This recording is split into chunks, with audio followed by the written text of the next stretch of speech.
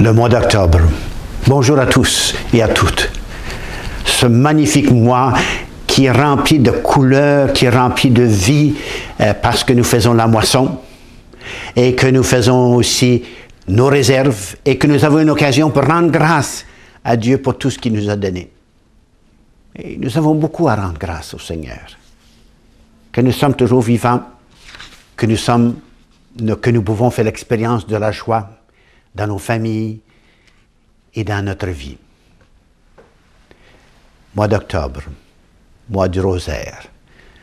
Sans doute vous en rappeler comment nous avons insisté dans le passé l'importance de ce mois et l'importance de réciter le chapelet. Le chapelet nous permet, ou le rosaire nous permet de méditer sur le mystère de la vie de Jésus. Comment Jésus, dès sa naissance, jusqu'à sa mort et sa résurrection, nous a enseigné une chose, que nous sommes tous des bien-aimés de Dieu. Que nous soyons souffrants par la maladie, que nous ayons des enfants ou des petits-enfants qui ne suivent pas la route du Seigneur, il est toujours présent, il est là. Et Marie est la mère de Jésus. Marie accompagne son fils dans cette mission. Elle est toujours présente et nous la voyons au pied de la croix qui est là et qui nous est donnée en disant « Voilà votre mère ». Alors, le mois d'octobre, c'est vraiment une occasion d'être dans cet esprit de prière, dans cet esprit de partage que nous voulons faire avec les autres pour que nous puissions apporter cette bonne nouvelle de Jésus. Alors, ça nous amène à ce deuxième sujet qui est très important, c'est le mois des missions. Le pape François veut que nous soyons plus conscients de quelle est la mission de l'Église et que cette mission de l'Église nous est donnée par le Christ pour que nous puissions le donner au monde. Et voilà que nous réfléchissons sur la mission de notre diocèse. Et nous avons des relèvements de fonds pour le diocèse. Nous avons aussi, devenons conscients que nous sommes une Église nationale, la Conférence des évêques du Canada. Et que cette Église fait partie d'une plus grande Église qui est l'Église universelle avec le pape François. Nous avons dimanche des missions, dans lequel nous allons célébrer le 150e anniversaire aussi des missionnaires d'Afrique. Alors, c'est vraiment nous rappeler que ce Jésus que nous méditons dans le rosaire, dans le chapelet, est une mission, sa mission qui nous est donnée à transmettre à notre monde aujourd'hui. Et notre monde a besoin de ces prières, a besoin de cette mission. Et pour nous aider au courant de ce mois, nous avons des saints qui nous encouragent, qui nous montrent que même malgré qui nous sommes capables d'être missionnaires. Nous sommes capables de quitter notre zone de confort pour aller au-delà. Sainte Thérèse de Lisieux, petite fille, jeune dame, morte à 25 ans, dans un monastère, patronne des missions, parce qu'elle a porté en elle la mission, dans sa prière. Saint François d'Assise, pas considéré comme un missionnaire extraordinaire, mais un missionnaire qui a apporté le christianisme en dialogue avec le monde musulman. Lui qui nous a montré qu'être chrétien, c'est vivre simplement. Simplement. Et de voir que nous sommes appelés à une relation plus grande avec le Christ, mais avec le monde. Nous avons aussi deux papes, que nous connaissons tous sans doute, Saint Jean XXIII et Saint Jean-Paul II. Ces deux papes nous ont aidés à vraiment prendre conscience davantage de notre responsabilité comme chrétiens, chrétiennes, notre responsabilité baptismale, que nous sommes tous appelés à aller en mission et que nous sommes tous en mission.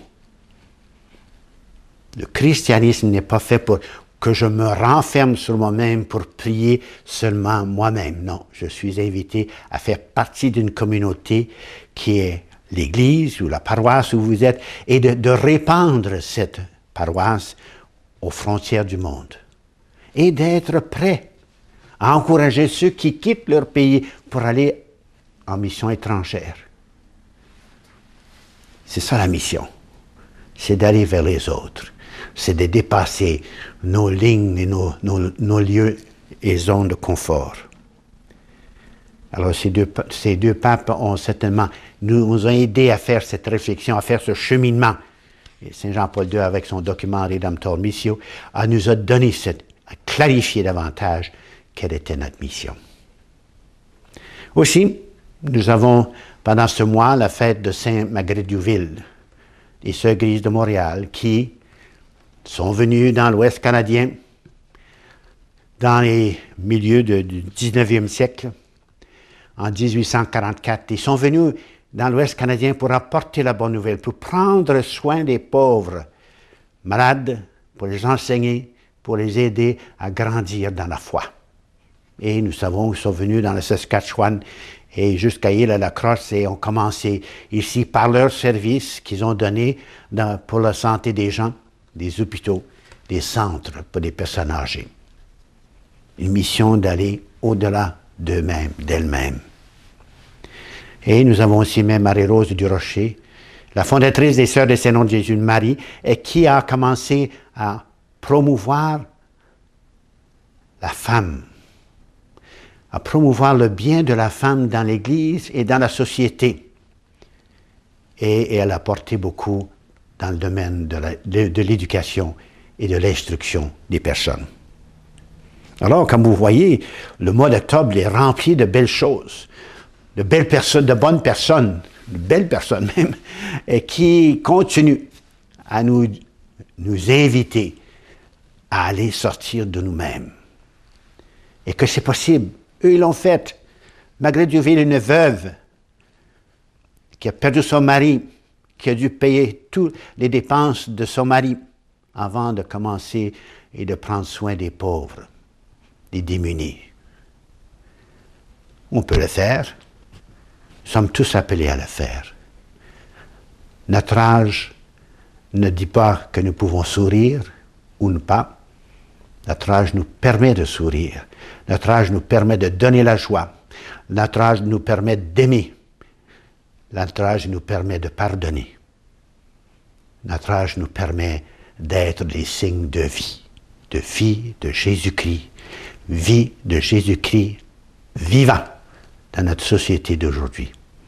Alors, je vous souhaite un bon mois d'octobre, avec toute sa beauté, tous ces émerveillements que nous pouvons rencontrer, cette joie d'être dans les champs et sur les machines pour ramasser la moisson et pour remplir nos greniers, mais aussi pour remplir nos frigidaires, nos congélateurs pour les légumes d'hiver.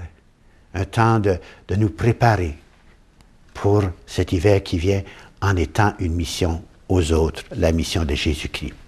Et quand nous allons voir notre rencontre au mois d'octobre sur le conseil diocésain de la pastorale, nous serons invités encore de nouveau à réfléchir sur cette mission que notre baptême nous a donnée.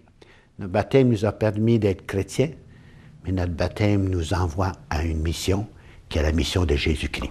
Bonne mission, bon mois.